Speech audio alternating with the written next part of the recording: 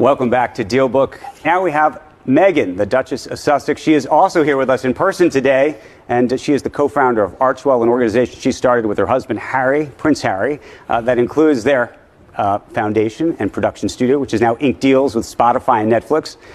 And Mellody Hobson is here. She is one of the most senior black women in finance. She's the president and co-CEO of Errol Investments, the first black-owned money management firm in the United States, which oversees $17.3 billion in assets. She's also the chair of Starbucks.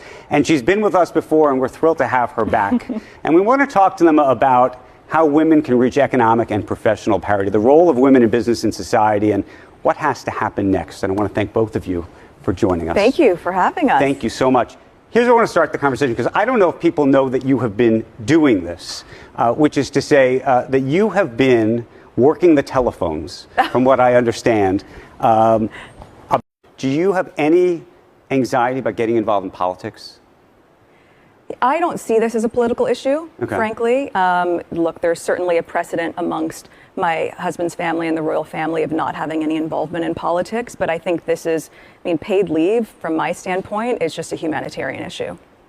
Are you feeling just better about everything? No, I'm serious. Because you just said the word mental health, and I think there was a moment where I think a lot of the world was asking the question. Yes, I am feeling much better about everything. Thank you.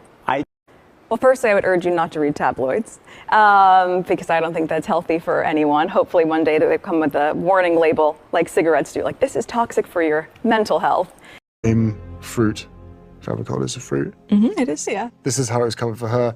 This is how it was covered for her. If you don't see the difference and understand why it's being reported that way, then I can't help you.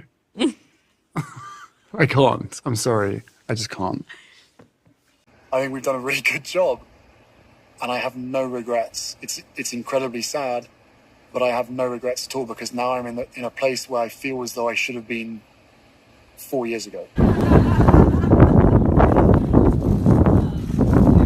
There was something that happened here that was very magical. I'd say about a month ago. We were blessed to have the Duke and Duchess of Sussex, Prince Harry and Meghan, came in to visit us. Their way to show us that they cared was to give and donate $25,000. We took the check and divided it evenly amongst you. You get a check, you get a check, you get a check. Last month, Meghan and Harry unexpectedly dropped into Melbas for a meal during their visit to New York City. When I heard that they were coming to dine at Melbas, I was shocked. They were so sweet. It was just a great experience I would never forget.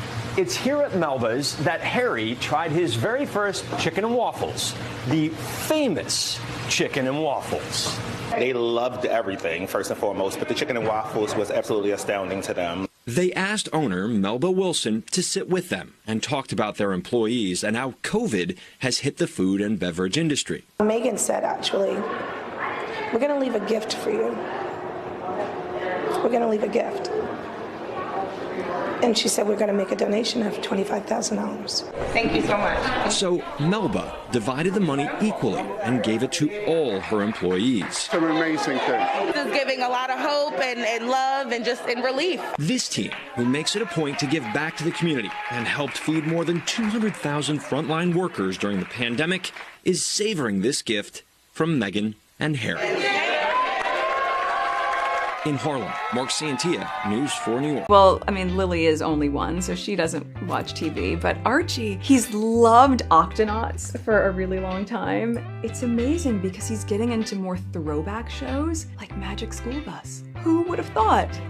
He thinks it's great, and so that's been pretty fun to sort of see it again through his eyes. And Storybots is fantastic. It is such great educational programming for kids that's fun, so many good songs, and I've become that mom where I'm like sitting around with friends and I start singing like, Tyrannosaurus, that's the chorus, Tyrannosaurus. I was like, what am I singing? Oh my gosh, I'm singing Storybots. I'm singing Storybots. I am not singing Beyonce in that moment. I'm singing Storybots. Tyrannosaurus, that's the chorus, Tyrannosaurus. Immaculate Heart High School, graduating class of 2020. For the past couple weeks, I've been planning on saying a few words to you for your graduation. And as we've all seen over the last week, what is happening in our country and in our state and in our hometown of LA has been absolutely devastating. And I wasn't sure what I could say to you. I wanted to say the right thing, and I was really nervous that I wouldn't, or that it would get picked apart. And I realized the only wrong thing to say is to say nothing. Because George Floyd's life mattered, and Breonna Taylor's life mattered, and Philando Castile's life mattered, and Tamir Rice's life mattered.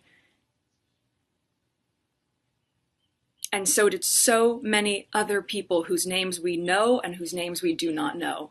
Stephon Clark, his life mattered. And I was thinking about this moment when I was a sophomore in high school.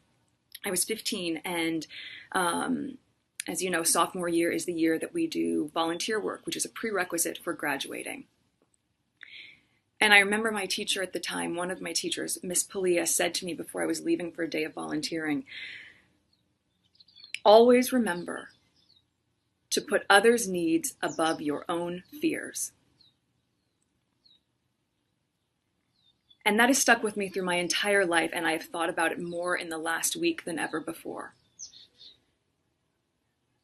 So the first thing I want to say to you is that I'm sorry. I am so sorry that you have to grow up in a world where this is still present. I was 11 or 12 years old when I was just about to start Immaculate Heart Middle School in the fall, and it was the LA riots, which was also triggered by a senseless act. How that's shaping everything that we see. And whether you actually read the article or not, this one or any other one, I think what's so fascinating, at least from my standpoint and my personal experience the past couple of years, is the headline alone, the clickbait alone makes an imprint. That is part of how we start to view the world, how we interact with other people. And I think there's so much toxicity out there in what is being referred to, my husband and I talk about it often, this economy for attention, right? That is what is monetizable right now when you're looking at the digital space and media. And so if you're just trying to grab someone's attention and keep it, you're going for something salacious versus something truthful.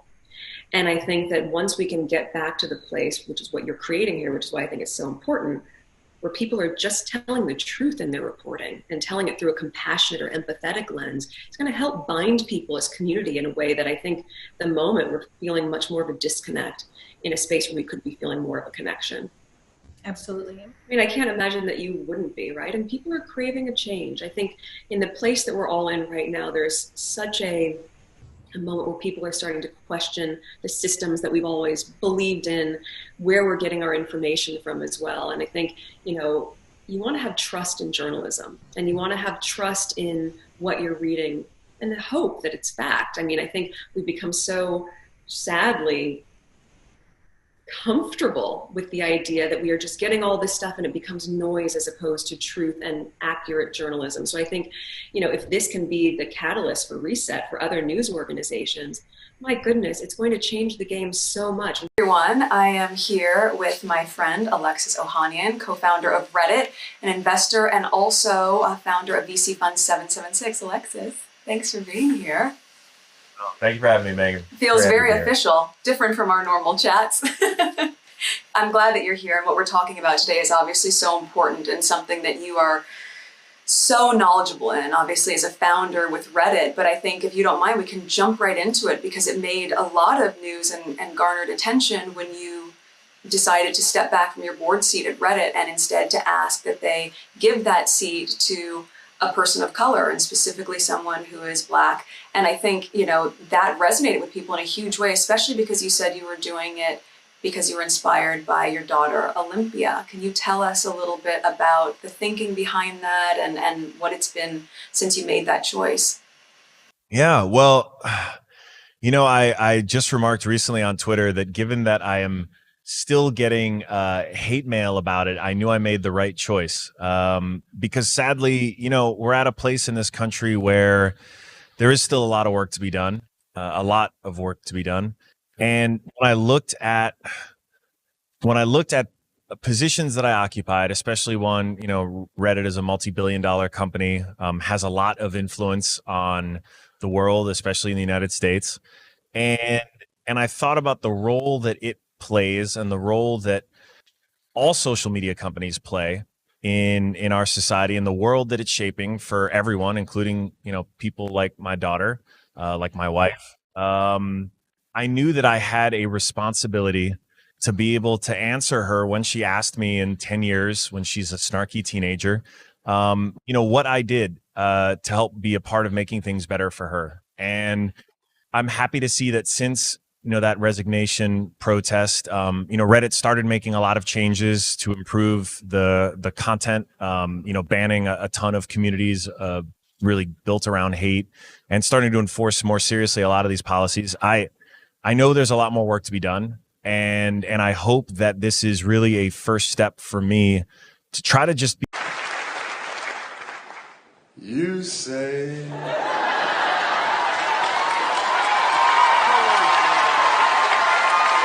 That's definitely not going to happen.